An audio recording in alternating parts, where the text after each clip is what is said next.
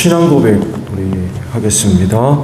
나는 전능하신 아버지 하나님 천지의 창조주를 믿습니다.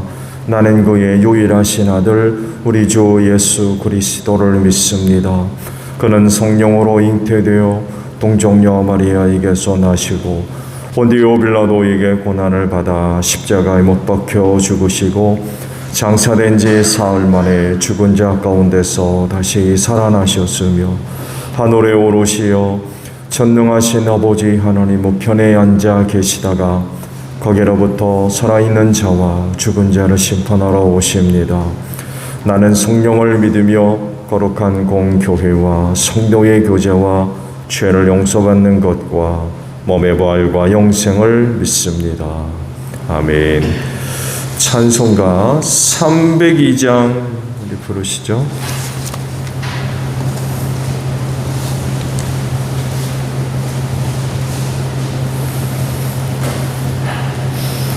찬송가 302장입니다.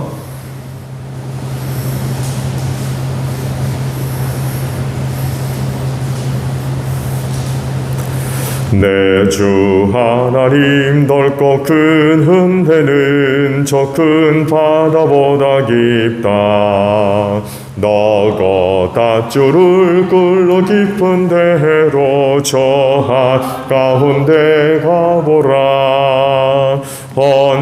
언덕을 떠나서 장파에 배 띄워 내 주 예수 은혜의 바다로 내 맘껏 져가라.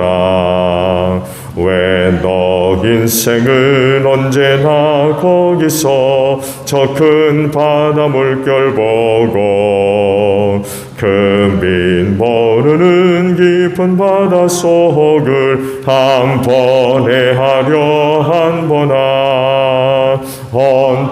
언덕을 떠나서 장파에 배 띄워 내 주 예수 은혜의 바다로 내 맘껏 져가라.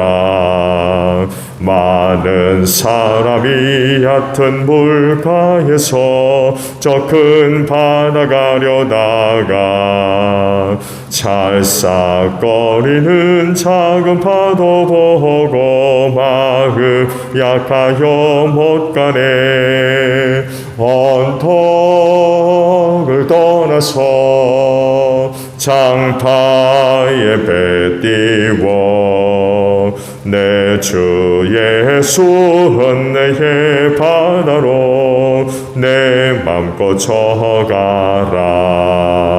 자고 가거라 곧 가거라. 저 큰 은혜 바다 향해 자고 내 너를 저 깊은 데로 가라. 망망한 바다로 언덕을 떠나서 장파에 배 띄워 내 주 예수 은혜의 바다로 내 맘껏 져가라.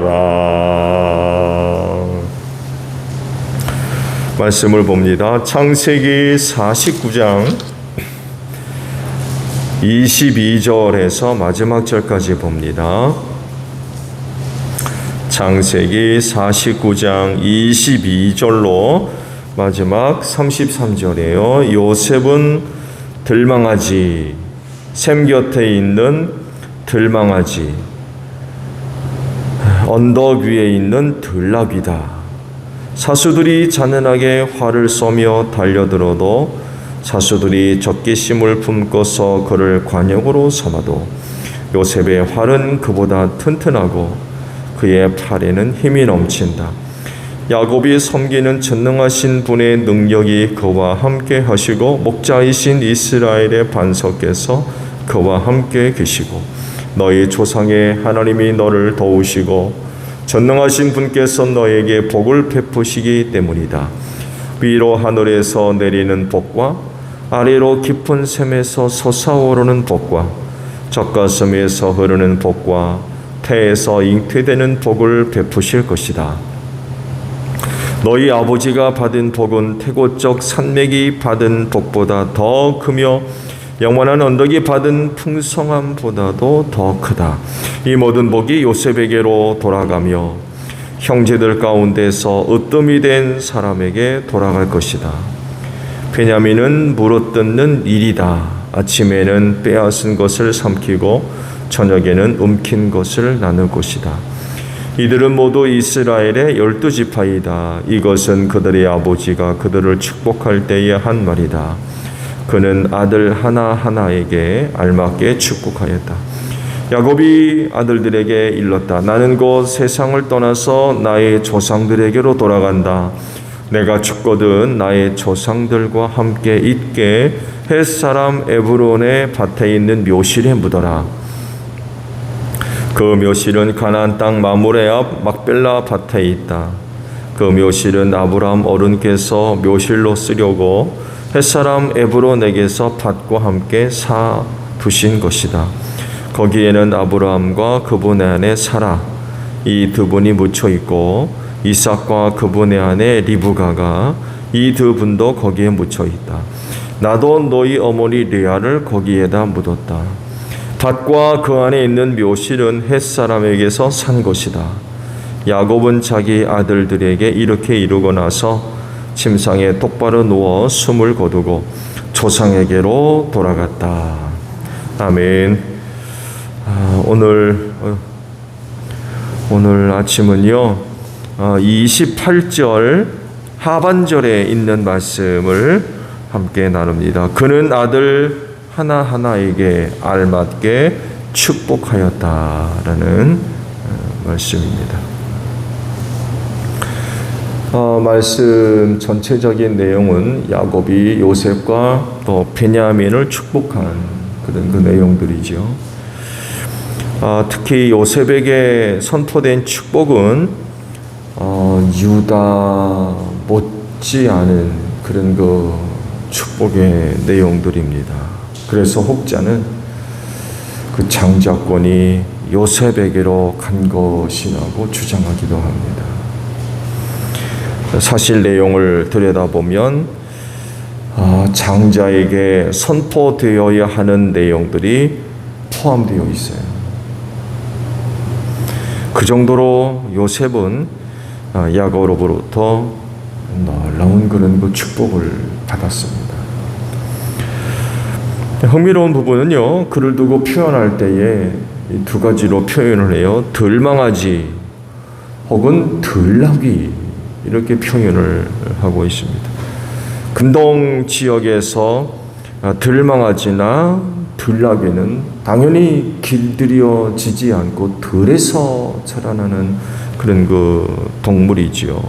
거친 광야나 또 사막 지역에서 살기 때문에 무척 강합니다. 생명력이 무척 강합니다. 그런 의미로 요셉을 축복한 내용들이에요.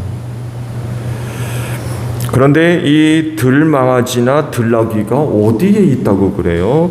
들망아지는 샘 곁에 있고 또 들나귀는 언덕 위에 있다. 이렇게 표현했어요. 광야나 사막에서 자라는 들망아지가 어디에 있다고요? 샘 곁에 있어요. 이게 무슨 얘기예요? 그 들망아지가 잘 될 거라는 거죠. 샘 곁에 있으니까.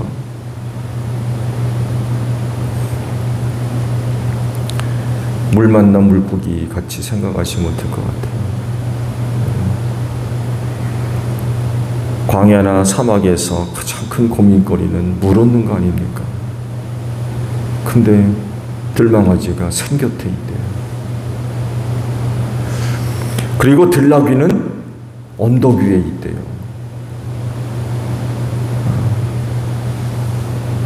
그러니까 들나귀를 잡을 수가 없는 거죠. 크게 번성하고 또한 그 세력이 강력해질 것이라고 하는 상징적인 그 의미들이 이런 그 표현 속에 담겨져 있습니다. 그래서 혹자가 얘기한 대로 야곱이 물려받은 그 장자권은 요셉에게로 간 거다. 이렇게 주장하는 사람들이 간혹 있습니다. 그런데요, 한번 생각해 볼 그런 그 부분이 있어요. 그건 야곱이 요셉을 끔찍이 아끼고 또 사랑했었죠. 이거를 두고 야곱의 편애를 이야기하는 경우가 있어요. 그래서 많은 갈등을 불러일으켰다고 주장하는 그런 그 사람들도 적지 않이 있습니다. 그런데 과연 그렇게만 볼 수 있을까요?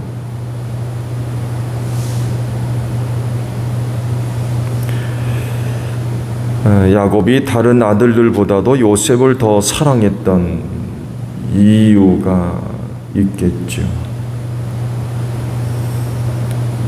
단지 가장 사랑했던 라헬의 아내사 라헬의 첫 번째 아들이기 때문이도 하겠죠. 그럴 가능성도 없지 않아 있습니다. 근데 그건 그렇게 중요한 부분을 차지하지 않는 것 같아요. 왜냐하면 야곱이 각 아들에게 꼭 맞는 내용으로 축복을 했다고 하시기 때문에 그래요. 단순히 감정적이고 어떤 그런 차원으로 요셉을 그렇게 사랑했던 건 아니라는 겁니다. 다른 아들들 가운데 가장 큰 사랑을 받을 만한 뭐가 그 요셉에게 있는 거예요.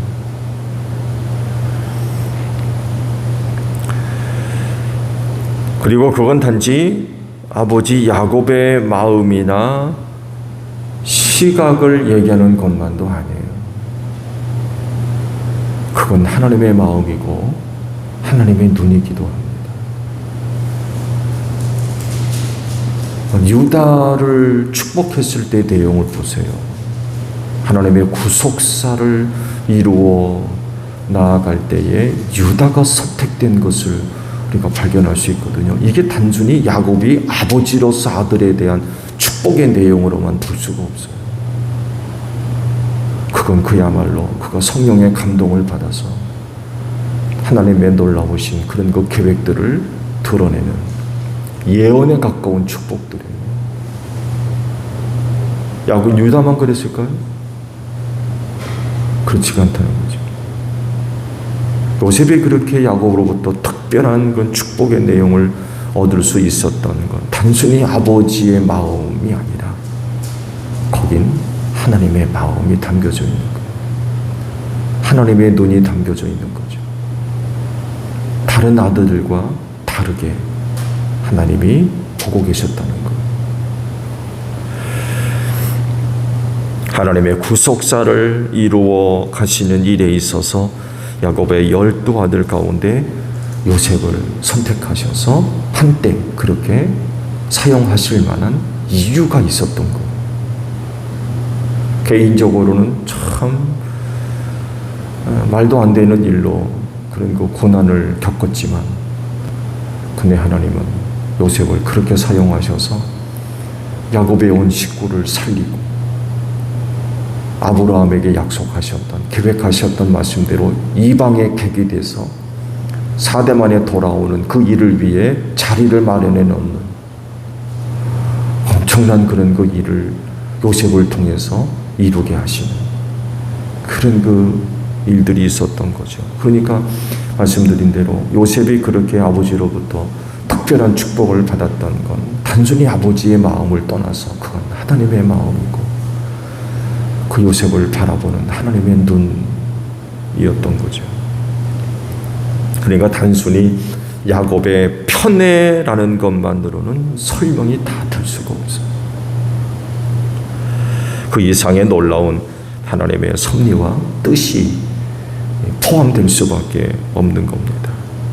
그래서 야곱이 12아들들 모두에게 꼭 맞게 축복을 한 것은 아버지로서의 마음만이 아니라 그건 하나님의 뜻이었고 계획이며 그 12아들을 바라보시는 하나님의 눈이었습니다.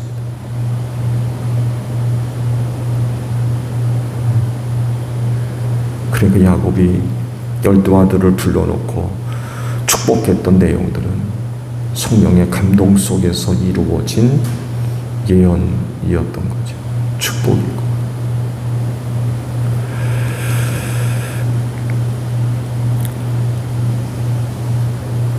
하나님은 여러분을 어떻게 보고 계시나요?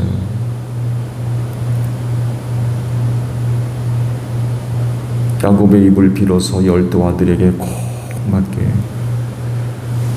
축복을 해주시고 예언을 해주셨다고 그러는데, 그때 그렇게 하셨던 하나님은 여러분을 어떻게 보고 계신가요?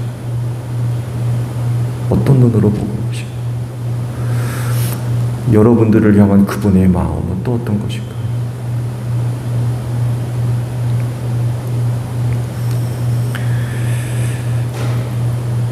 여러분을 만드신 이가 하나님이시기 때문에 누구보다도 잘 알고 계실 겁니다. 여러분보다도 더 잘 알고 계시는 분이 바로 하나님이십니다. 그렇다고 하면 하나님 눈에 비춰진 나, 하나님 눈에 비춰진 나, 그 나는 어떤 걸까요? 그 나는 누굴까요? 나를 바라보시는 하나님은 어떻게 나를 바라보고 계실까? 그렇다면 나에게 꼭 맞는 축복을 해주신다고 그러면 무슨 내용으로 축복을 해주실까?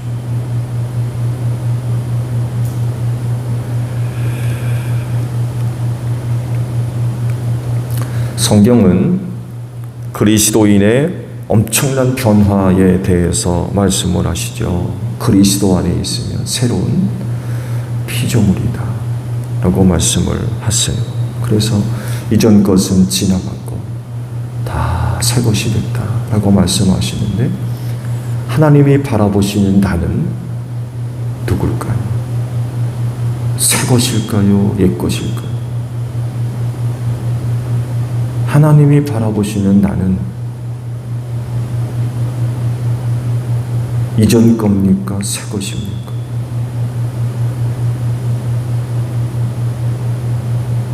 하나님이 지금 바라보시는 건 새 것을 바라보고 계실 겁니다. 그리스도 안에서 새롭게 하셨는데 뭐 이전 게 볼 필요가 어디 있어요? 새 것을 바라보고 계실 텐데 그 새 것이 어떤 겁니까? 새 것이 됐다고 그랬는데 여러분, 그 새 것이 어떤 거예요?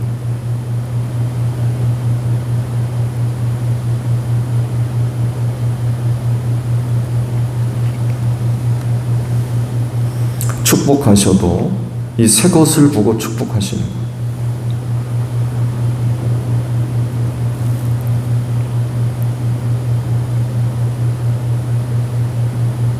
축복받을 만한가요? 그 새 것인 나는 도대체 어떤 사람일까요?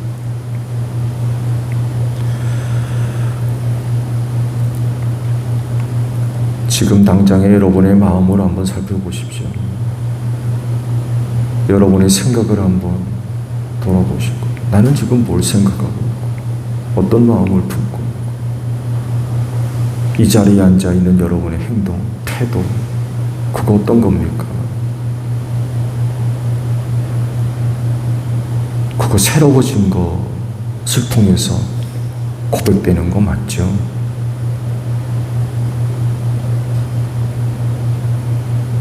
거기에 맞게 하나님께서 축복하신다는 것. 거기에 꼭 맞게.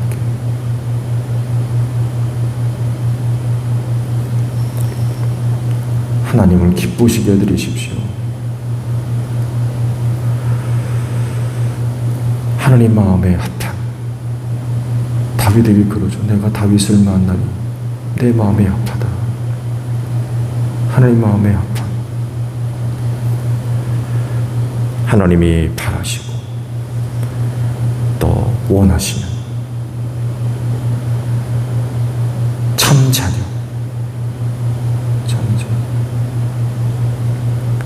새롭게 된 그 모습, 그 모습대로 하나님께서 꼭 함께 축복해 주시는 그런 그 은혜가 있을 줄로 믿습니다. 오늘도 이른 아침에 남아있는 여러분의 이 모습, 하나님을 기쁘시게 드리는 귀한 모습인 줄로 믿습니다. 그래서 오늘 하루도 그 안에 거하는 여러분들이 되시기를 바랍니다. 주기도문합니다. 하늘에 계신 우리 아버지, 아버지의 이름을 거룩하게 하시며 아버지의 나라가 오게 하시며 아버지의 뜻이 하늘에서와 같이 땅에서도 이루어지게 하소서. 오늘 우리에게 일용할 양식을 주시고 우리가 우리에게 잘못한 사람을 용서하여 준 것 같이 우리 죄를 용서하여 주시고 우리를 시험에 빠지지 않게 하시고 악에서 구하소서. 나라와 권능과 영광이 영원히 아버지의 것입니다. 아멘. 기도하겠습니다.